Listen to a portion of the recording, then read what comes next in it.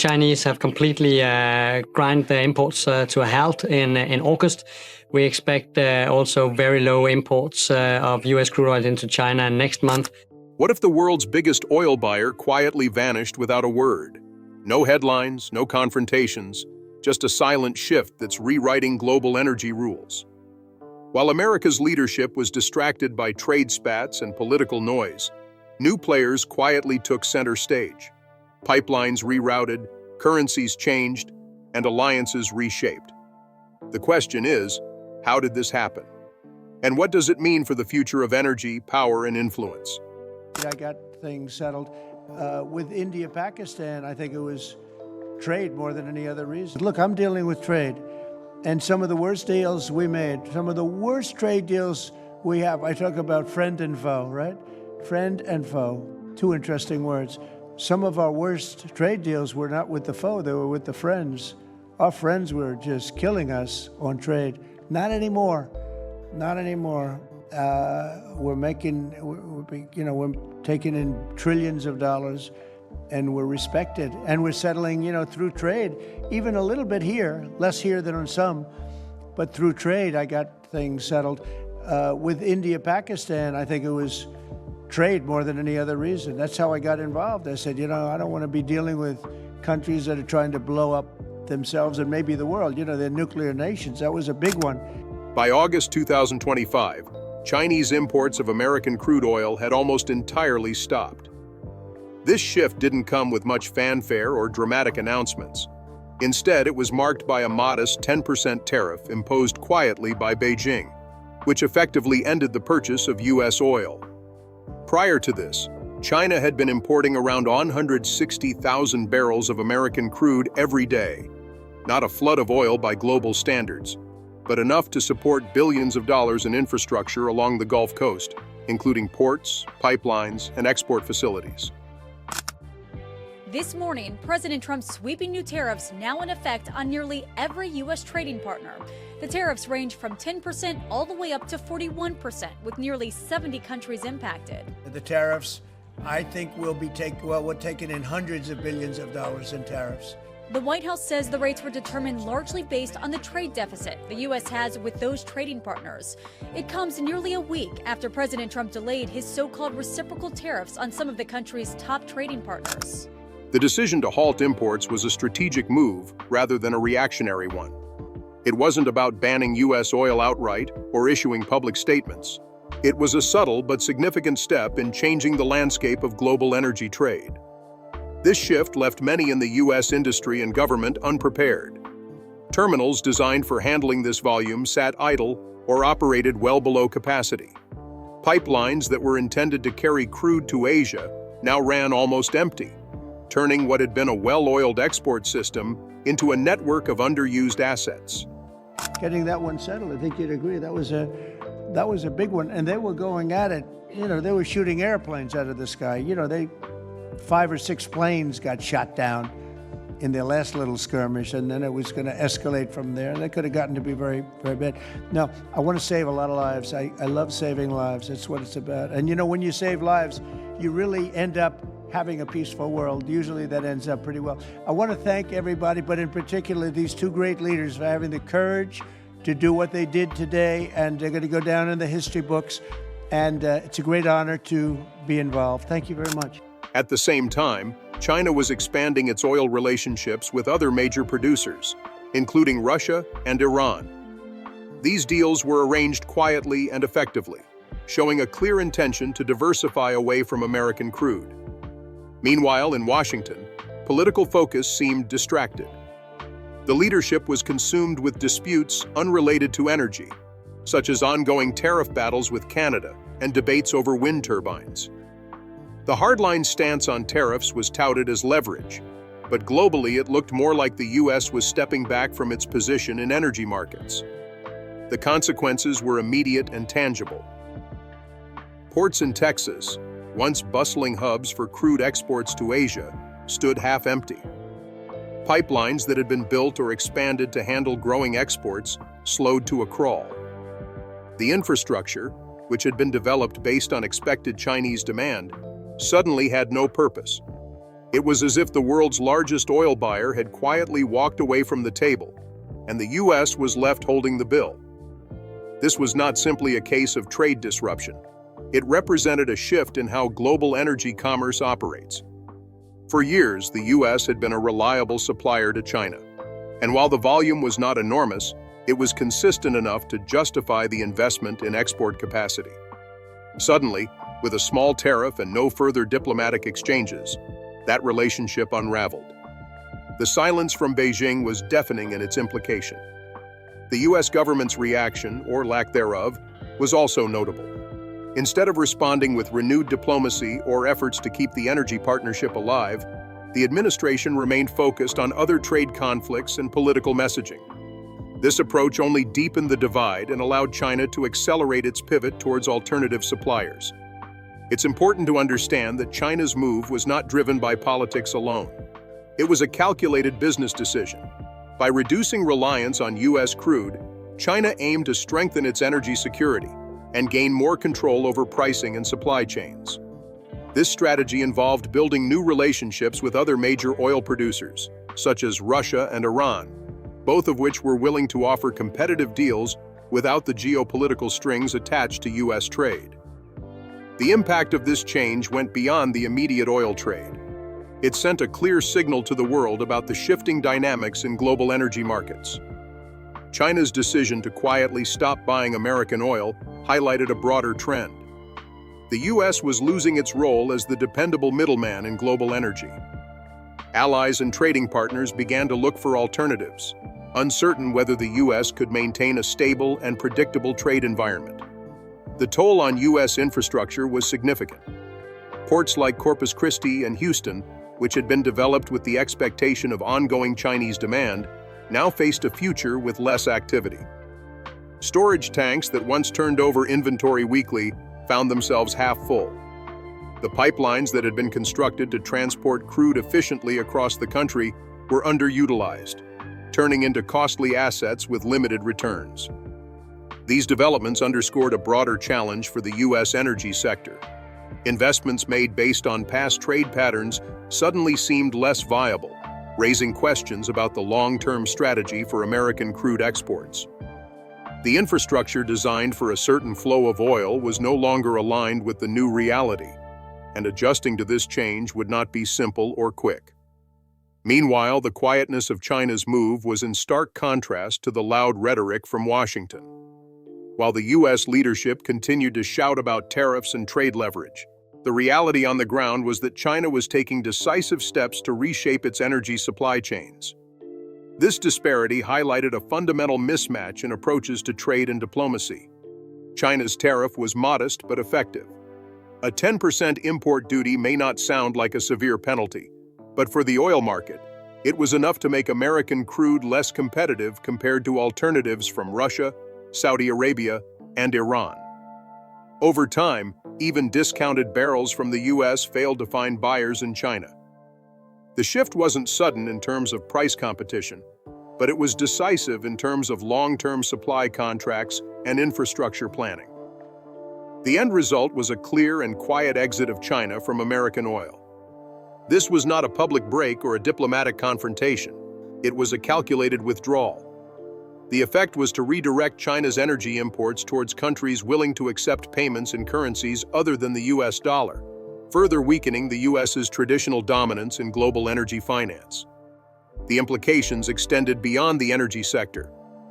Losing China as a customer affected U.S. geopolitical influence, economic leverage, and trade relationships. The ripple effects were already being felt in other industries and diplomatic spheres. The narrative of U.S. energy dominance was challenged not by open conflict, but by quiet strategic moves on the part of China and its new partners. The halt of Chinese imports of U.S. crude oil by August 2025 was a pivotal moment. It exposed the vulnerabilities in U.S. trade policy and infrastructure planning. The modest 10% tariff served as the trigger for a much larger shift in global energy relations. While the U.S. leadership remained preoccupied with internal trade battles and political messaging, China quietly rewrote the rules of its energy supply, choosing new partners and paving the way for a future less dependent on American oil. This shift also revealed a deeper issue. The U.S. had underestimated the speed and effectiveness with which China could pivot its supply chains. The silence that followed the tariff was not just an absence of trade, it was the sound of a new global order taking shape. And in this new order, America was no longer the indispensable middleman it once was.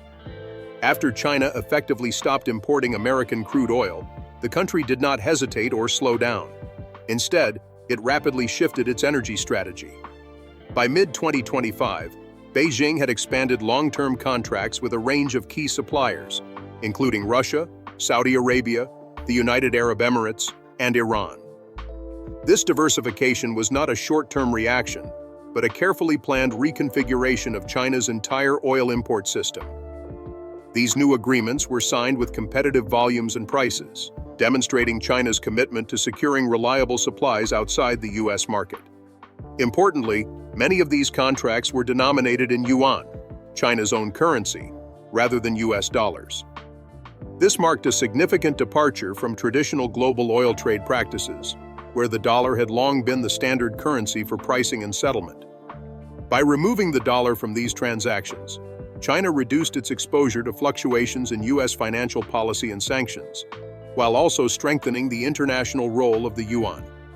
The restructuring went beyond just contracts and currencies. China adjusted its entire supply chain, from tanker schedules and shipping routes to refinery configurations and payment systems.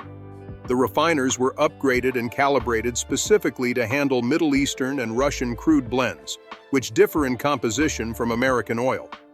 This was a deliberate and comprehensive overhaul, effectively installing a new operational system for oil imports that no longer depended on American infrastructure or products. This fundamental realignment created practical barriers to resuming imports of U.S. crude. Even if American oil prices were to drop significantly, China's new infrastructure and logistics were not compatible with the old supply sources. The ports, pipelines, and refineries that now handle non-American crude blends do not match the specifications for U.S. oil. Attempting to reintroduce American barrels would be like trying to fit a square peg into a round hole, a costly and inefficient process that China appears unwilling to undertake. Meanwhile, the political scene in Washington remained disconnected from the reality on the ground. The U.S. administration, which once confidently claimed it could outsmart oil producers like OPEC, seemed distracted. Instead of focusing on maintaining or rebuilding strategic energy partnerships, the leadership was consumed with blaming allies like Canada for lumber prices and making controversial statements about renewable energy infrastructure. The rhetoric often seemed out of touch with the strategic implications of the shifting global oil market. This disconnect was particularly evident when it came to the U.S.'s long-standing role as the dominant energy supplier and financial center for oil trade. For decades, the U.S. dollar was at the heart of global energy transactions. It functioned as the currency of choice, with most deals priced and settled in dollars, giving the U.S. considerable leverage in international finance and trade. However, China's move to use yuan for its oil purchases with Russia, Saudi Arabia, and the UAE chipped away at this dominance. Each yuan-denominated contract reduced the volume of oil traded in dollars, gradually weakening the dollar's position in global markets. This currency shift was more than a technical detail. It represented a slow but deliberate erosion of U.S. economic influence. With fewer transactions passing through U.S. banks and financial systems, Washington's ability to enforce sanctions, control trade terms, or even monitor global oil flows was diminished. This had direct consequences for U.S. foreign policy and economic power, as sanctions and trade policies rely heavily on the dominance of the dollar to be effective. Iran's role in this new energy landscape was particularly striking. Despite long-standing U.S. sanctions and diplomatic isolation, Iran managed to increase its crude exports to China dramatically. By mid-2025, Chinese imports of Iranian crude had surged to approximately 1.7 million barrels per day, a tenfold increase compared to previous years. This was made possible in part by Iran's use of a so-called shadow fleet of tankers, vessels operating under borrowed flags and with ambiguous documentation, to deliver crude oil discreetly, This fleet allowed Iran to bypass official restrictions and sanctions, supplying Chinese refineries that were less concerned about the origin of their crude, as long as it was affordable and outside the dollar system. China's growing reliance on Iranian oil revealed the limits of U.S. sanctions when not supported by a coordinated international effort. The shadow fleet, combined with private Chinese refiners known as teapots, created a covert supply chain that operated outside the formal market. This not only undermined the sanctions regime, but also strengthened China's energy security by diversifying supply sources, even if it meant working with a controversial partner. Throughout this process, the U.S. response was largely symbolic and rhetorical. The administration dismissed the yuan as funny money in public remarks, but failed to develop an effective strategy to counter the financial and strategic implications of China's move. While China and its partners quietly signed new deals and restructured trade flows, the U.S. political leadership appeared focused on domestic political battles and maintaining a narrative of success that did not align with unfolding events. The shift away from the dollar in global oil trade is a profound change. The U.S. dollar was once the backbone of the international financial system, especially in commodities like oil. Its dominance allowed the U.S. to wield significant influence over global markets, from setting prices to enforcing sanctions. Now, with large volumes of crude oil priced and paid for in yuan, the U.S. faces a challenge to this position. It is not a sudden collapse, but a gradual weakening that could have long-term consequences for American economic and geopolitical influence. At the same time, the infrastructure that had been built to support oil exports to China was left underused. Export terminals and pipelines along the Gulf Coast, particularly in Texas, were designed with Chinese demand in mind. With China stepping away from U.S. crude, these facilities became less economically viable, leading to a situation where billions of dollars in investments were at risk of becoming stranded assets. Attempts to redirect U.S. crude exports to other markets, such as Europe, India, or South America, have had limited success. None of these markets can match China's scale or influence in global energy trade. While these alternative buyers are important, they do not compensate for the loss of the world's largest oil importer. This has created a significant business model challenge for U.S. exporters, who face excess capacity and falling demand in a shifting global market. In summary, China's pivot away from American crude oil towards Russia, Saudi Arabia, the UAE, and Iran represents a fundamental shift in global energy trade.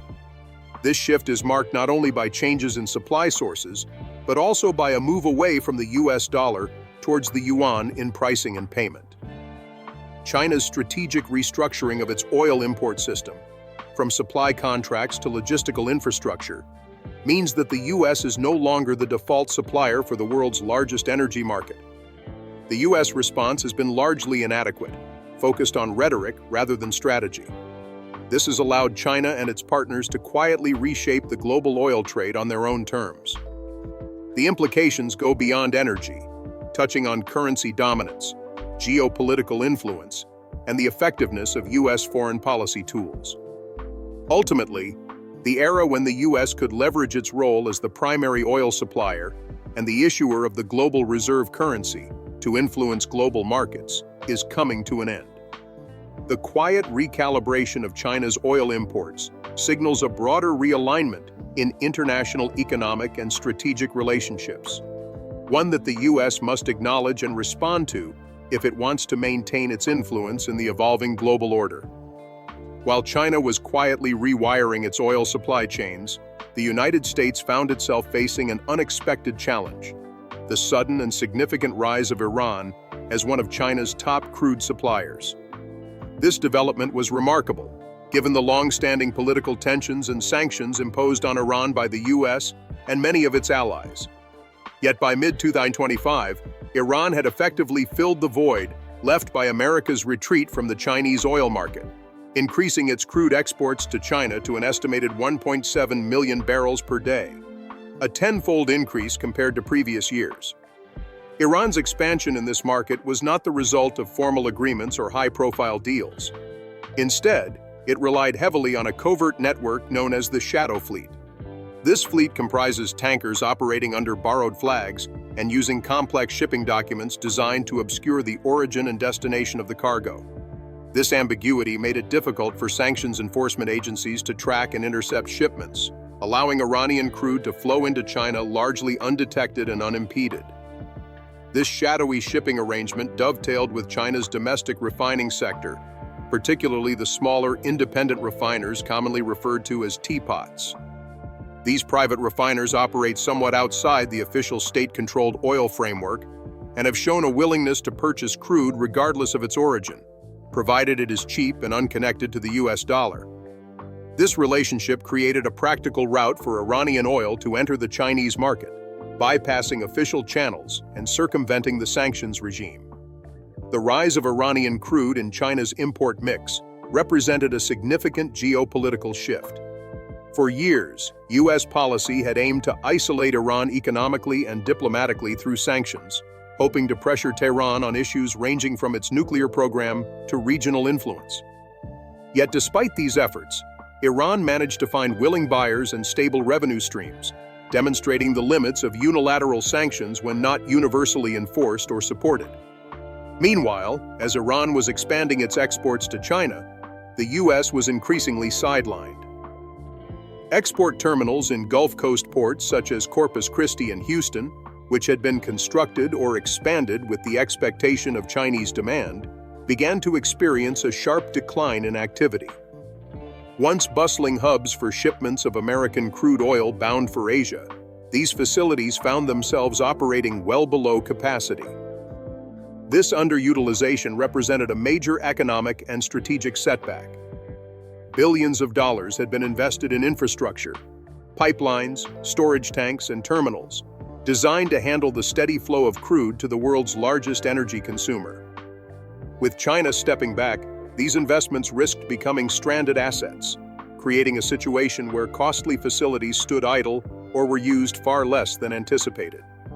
In response, American exporters attempted to redirect crude oil to other markets, including Europe, India, and South America.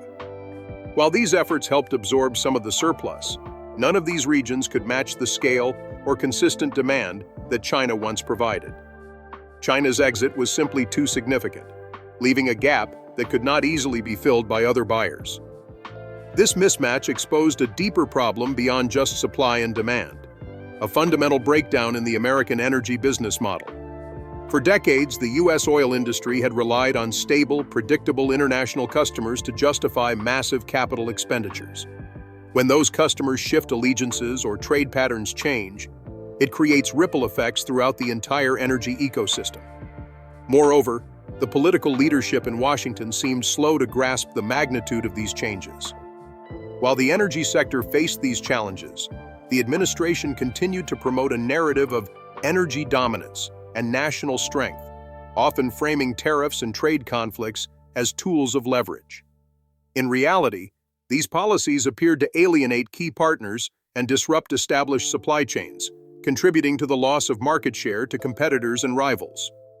The administration's public messaging frequently focused on slogans and symbolic victories, rather than addressing the tangible consequences of its trade and energy policies.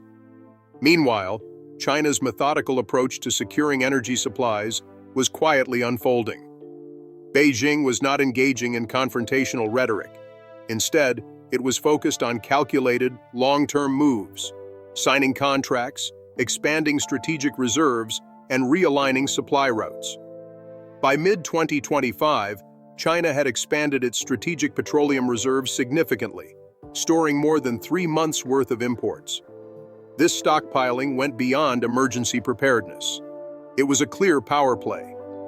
Having large reserves, combined with long-term supply contracts paid in yuan rather than dollars, gave China considerable leverage in negotiating prices and withstanding global market shocks. It also provided a buffer against potential geopolitical tensions, enabling Beijing to maintain energy security without being overly dependent on any single supplier or vulnerable to external pressures. This level of preparedness stood in stark contrast to the United States, where political debates continued over whether to refill the strategic petroleum reserve at all. Some policymakers seemed uncertain about even the basic logistics of managing the reserve, raising questions about the country's readiness to respond to energy crises. The implications of this shift extend beyond energy markets. They touch on broader questions of geopolitical influence and economic power. The dominance of the US dollar in global finance and trade had been a cornerstone of American influence for decades. Yet with China's shift to yuan-denominated oil contracts, this financial dominance is being challenged. The more crude oil that is priced and paid for in yuan, the less dependent global markets become on the dollar. This weakens Washington's ability to impose sanctions and enforce trade rules effectively. It also reduces the demand for US dollars globally, which can have significant consequences for the American economy. The reconfiguration of global energy trade is also affecting diplomatic relationships. China's increasing ties with Russia, Iran, Saudi Arabia, and the UAE reflect a pragmatic approach to securing resources, regardless of political alignments or controversies. This contrasts with the US approach, which has often been marked by sanctions, political pressure, and trade disputes. Even traditional allies like Canada have been affected. In response to trade tensions and retaliatory tariffs, Canada has rerouted some of its oil exports away from the US and towards Asia and Europe. This shift further underscores the erosion of America's position as the central hub in North American energy trade. The cumulative effect is a gradual but undeniable realignment of global energy and trade patterns. The US, once at the center of these networks, is finding itself increasingly marginalized. This is not due to a sudden defeat or conflict, but rather a soft exit, a quiet rearrangement of global economic relationships in which the US is no longer the indispensable player it once was. The loss of China as a major oil customer and the rise of Iranian crude imports symbolize a broader challenge to American influence. It highlights the limits of sanctions and trade wars when not supported by a coherent, strategic vision. It also exposes the risks of short-term thinking and policy decisions driven more by domestic political considerations than by long-term economic and geopolitical realities. In the end, this transformation of global oil trade is a powerful reminder that power and influence in the modern world are not guaranteed.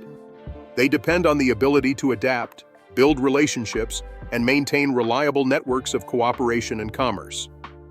For the US, the challenge now is to recognize these changes and respond effectively. That means moving beyond rhetoric and tariffs, investing in diplomacy and strategic partnerships, and adapting to a world where the old rules no longer apply. If the US fails to do so, it risks further erosion of its economic and geopolitical standing.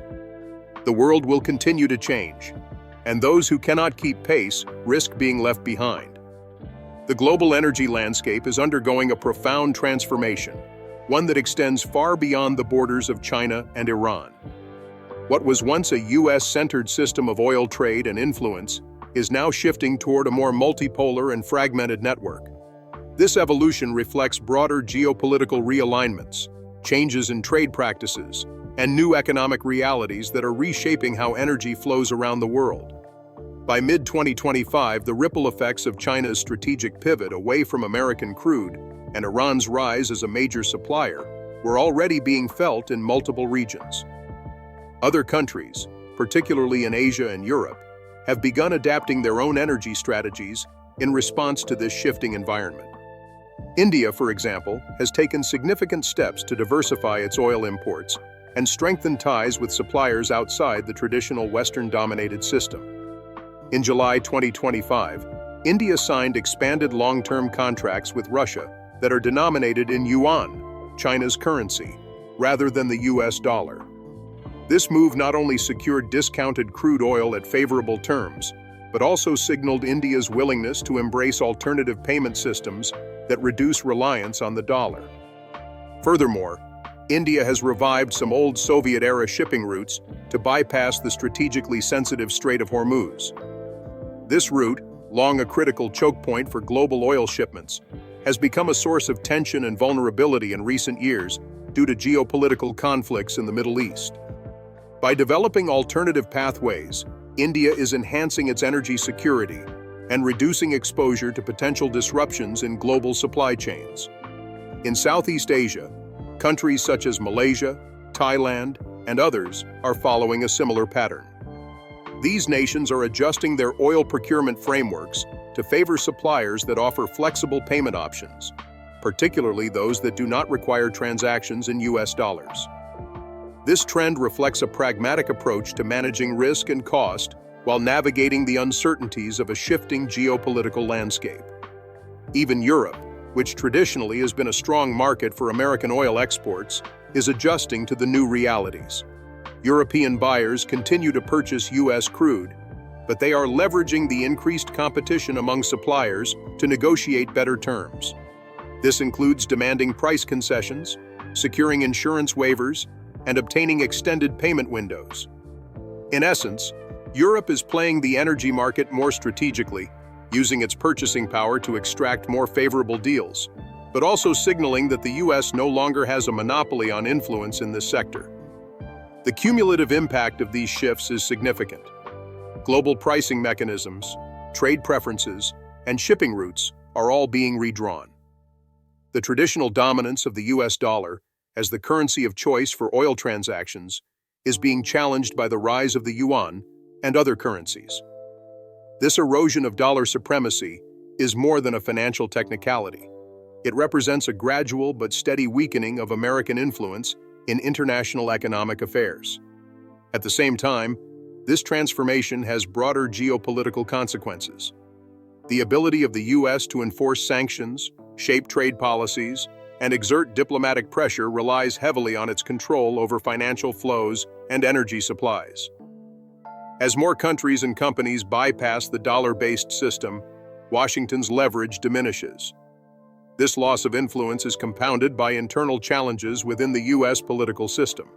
While the global energy market is moving rapidly toward new arrangements, Washington remains caught up in domestic debates, partisan conflicts, and policy inconsistencies. The administration continues to insist that America is respected again, and that its energy dominance is secure. But on the ground, the reality tells a different story. Trade corridors are being built elsewhere, pipelines are laid in other directions, and strategic partnerships are formed without US involvement. Allies who once relied heavily on American energy infrastructure are exploring alternatives that sidestep the United States entirely. This is not the result of hostility or confrontation. Rather, it is a pragmatic response to a changing world order and perceived unpredictability in US policy. Canada provides a striking example of this trend. Despite sharing the longest undefended border in the world with the United States and having a close economic relationship, Canada has quietly rerouted a significant portion of its oil exports toward Asian and European markets. This shift was motivated in part by trade disputes and retaliatory tariffs imposed by the US administration, highlighting how even allies have been affected by America's recent trade policies. The broader picture is clear. China left, Iran moved in, India adapted, Europe leveraged competition, Canada walked, and the US stood on the sidelines, convinced it was winning while the room emptied. This was not a dramatic takeover or a hostile coup. It was a gradual, soft exit from a position of influence that America had taken for granted. The question now is what happens when the rest of the world gets used to living without the US at the center of global energy trade. The answer may not come in a single dramatic headline or event. Instead, it will be evident in the quiet changes, in the contracts signed without American involvement, the shipping routes that bypass US ports, and the financial settlements conducted in currencies other than the dollar. Power does not vanish overnight. It evaporates gradually, the moment people and nations no longer need or rely on you. In this sense, China did not slam the door in America's face. Rather, it built a new house, one with different locks, different rules, and no labeled entrance for US access. While China was redrawing trade maps and quietly consolidating its position, Washington was distracted by domestic political battles, cultural conflicts, and theatrical public statements. The focus was on short-term political wins rather than long-term strategic thinking. This disconnect has come at a cost, as the United States' traditional role as a global energy leader is increasingly questioned. The silence surrounding these shifts is notable. No shots were fired, no flags burned, no summits convened to announce a new order. Instead, energy alliances quietly reformed. Contracts were signed in new languages and currencies, and the world moved on, without the United States in the driving seat. The consequences extend beyond economics or energy markets. They touch on America's global credibility, its ability to project power, and its role in shaping international norms. If the U.S. is seen as unreliable, unpredictable, or unable to adapt, other countries will naturally seek alternatives that better serve their interests. For policymakers in Washington, the challenge is clear but daunting. It requires acknowledging these changes honestly, moving past rhetoric, and engaging with the new realities of global energy trade. This means building new alliances, investing in diplomacy, and modernizing infrastructure and trade practices to remain competitive. The stakes are high. Energy is not just about fuel. It is about influence, security, and economic stability. The choices made today will shape the geopolitical landscape for decades to come. In conclusion, the world's energy order is being rewritten quietly but decisively. The U.S. must decide whether to adapt and engage with this new reality or risk further marginalization. The signs are clear. The era of American energy dominance, as it was once known, is evolving, and the future will belong to those who can navigate this changing landscape with vision and pragmatism.